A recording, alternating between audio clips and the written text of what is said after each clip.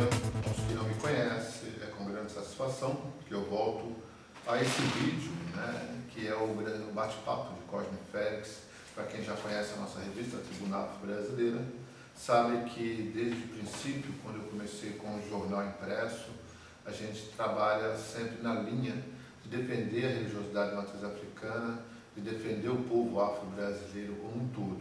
Inclusive, as pessoas como eu têm a melanina acentuada, que como são chamados por alguns negros e por outros pretos, para mim é indiferente. O que interessa é o sentimento desse grupo envolvido com essa questão da nação brasileira, do processo civilizatório do Brasil e da nossa sociedade como um todo. Sou um homem de candomblé, sou o orixá Obaluayê, muito embora as pessoas acreditem até que eu seja de Ogum, mas na minha nação eu fui iniciado para Obaluayê e quando me iniciei, carrego como o Santo Ajuntó, como é conhecido, Ogum. Realmente Ogum sabe meu caminho. Aliás, acredito eu como todos os orixás. Mas eu não vim aqui para falar de orixá, porque eu não sou babalorixá, sou um ebome, sou uma pessoa que já tenho meus 16 anos de santo, não posso dizer que tenho mais que isso, mas que fui iniciado dentro do candomblé, mas que nasci dentro da religiosidade matriz africana, fui criado dentro da religiosidade matriz africana, não conheço outra religiosidade que não seja de matriz africana. Nasci na Umbanda, Então a gente tem essa consideração do que é candomblé e do que é Umbanda. Umbanda é uma religião e candomblé é outra. Ambas elas cultuam as ancestralidades africanas, ambas têm como amparo as tradições africanas. A Umbanda, mais da formação Umbundo, Quimbundo, e o Candomblé, podemos generalizar e dizer que é um todo, O Candomblé tem um grupo que trata das questões do orixá, que é o grupo Yorubá, outro grupo que trata das questões dos inquices, dos muquiches, que são os povos bantos, o Umbundo, que é chamados de banto, mas são bundos e quimbundos, e temos o povo chamado erroneamente, como eu sempre digo, de Jeje, que são os Euê e os Fons, que são etnias também da região do Benin, da região do antigo Daomé. E esse grupo todo, misturado inclusive as tradições brasileiras, as tradições dos nossos civícolas, chamados indígenas, que são os nossos caboclos, e dos trabalhadores da época do processo civilizatório brasileiro, que nós chamamos de colonização, eu chamo de invasão. Essas divindades, que se tornaram divindade a partir do momento que nós passamos a cultuar, são os boiadeiros e os caboclos. Alguns chamam de caboclo de pena, outros chamam de caboclo de couro também, faz essa divisão. Mas essa riqueza sociocultural que nós temos no nosso país, que ainda estamos estudando, mas que trabalhamos ela todos os dias, e que fica muito claro para quem queira estudar ou para quem já convive, para quem tem a clareza, a transparência de olhar a realidade do grupo afro-brasileiro. É um grupo construtivo, é um grupo de fé, é um grupo sem preconceito nenhum, tanto que a religiosidade matriz africana, ela se diz de matriz africana, mas criada e formada com todas as tradições, com todas as culturas do planeta, poderia dizer. Porque nós temos ali influências, além da forte influência africana, nós temos a influência silvícola, que é a silvícola indígena, nós temos a influência europeia. E não pode se negar isso, eu vejo muita gente querer negar as origens europeias, mas já começa dos nossos templos, que é o conceito templário, é um conceito europeu, o nosso conceito hierárquico é um conceito europeu, as nossas proibições, essa coisa de preceitos e conceitos, também é uma questão europeia. E que dá certo. Eu não estou aqui para questionar isso ou não. Então, nesse primeiro bate-papo, a gente vai falar um pouquinho dessa questão da diáspora, da importância do negro, da importância dele na construção do processo civilizatório brasileiro.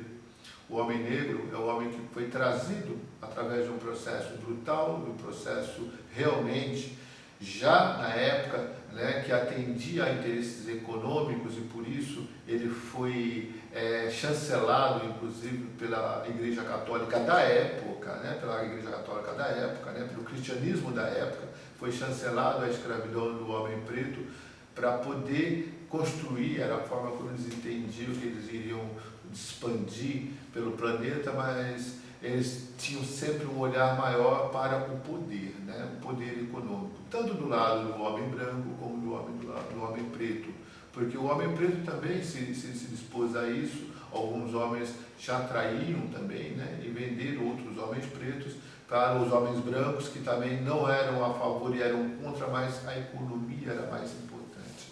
Por que eu estou falando de economia? Estou falando desses conflitos todos, né? Porque enquanto afro-religioso, enquanto homem preto de consciência real sobre o meu processo civilizatório, enquanto homem sem preconceito, sem discriminação de modo algum, a gente vê que nesse processo civilizatório que o Brasil vem vivendo, nós estamos dentro da massa, mas estamos fora da linha pensadora e de ação efetiva. Nós agimos sim com o voto, nós agimos sim com o trabalho, mas nós não tomamos as decisões. E para se tomar essas decisões, é importante participar da política. O bate-papo de hoje, ele fala um pouquinho da política, porque é necessário, estamos vivendo um momento político. E temos que prestar muita atenção nesse momento político, porque nós estamos tomando 2 golpes.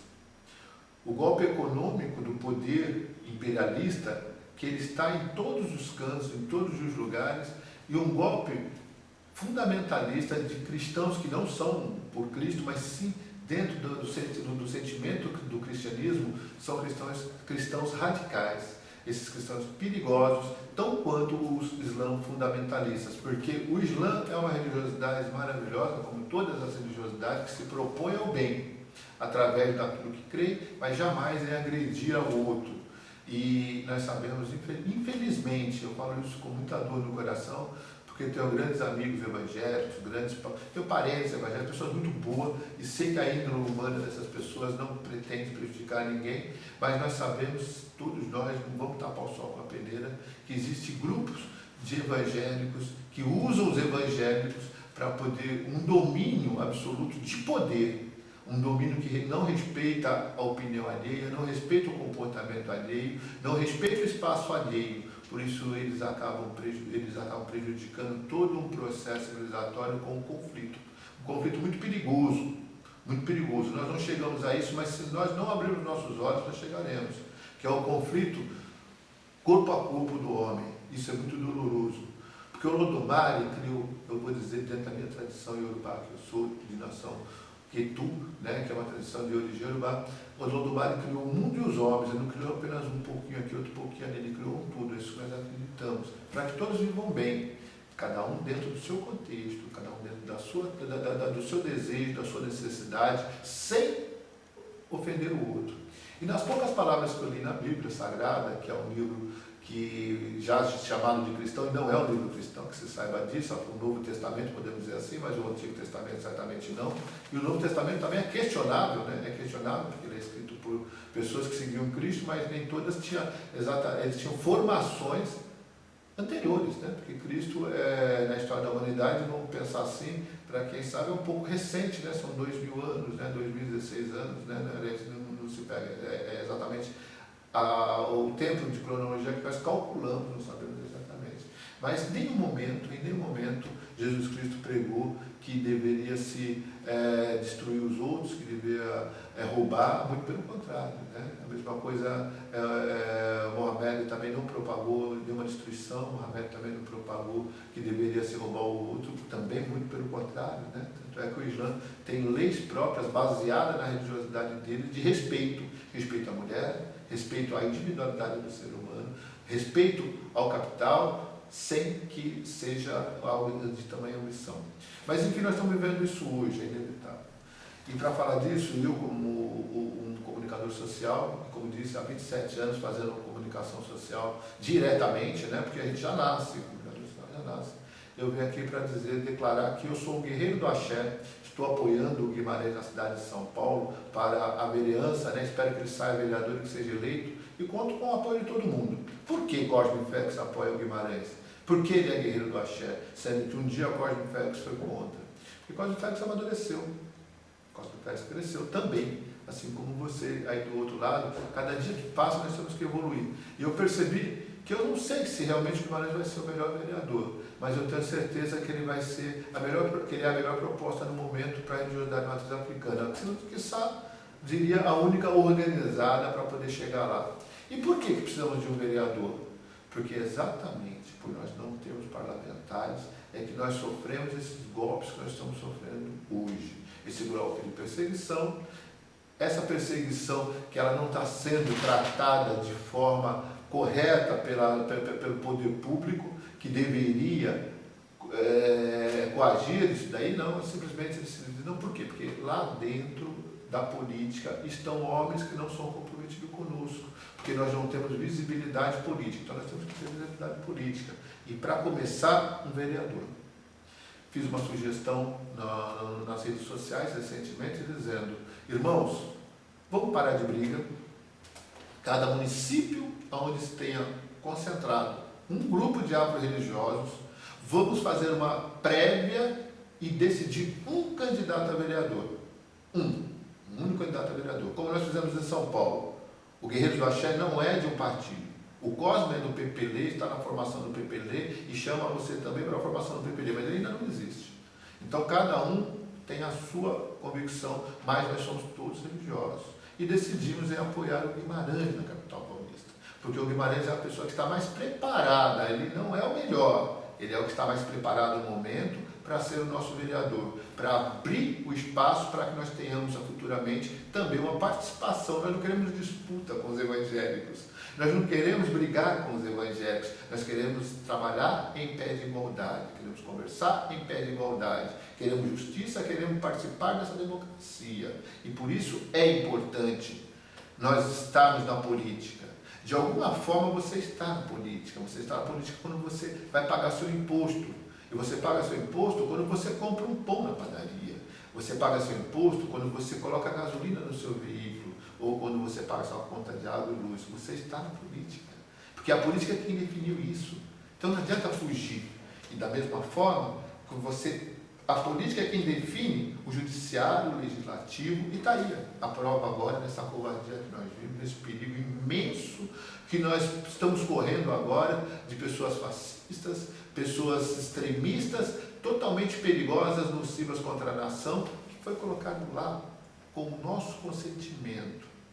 Nós todos somos responsáveis, não são somente os evangélicos que votaram naqueles deputados corruptos e bandidos e descaradamente se propagaram naquela palhaçada que foi a votação pelo impeachment da presidente da República. Eu gostaria de mandar a minha mensagem de paz, mas também de ação.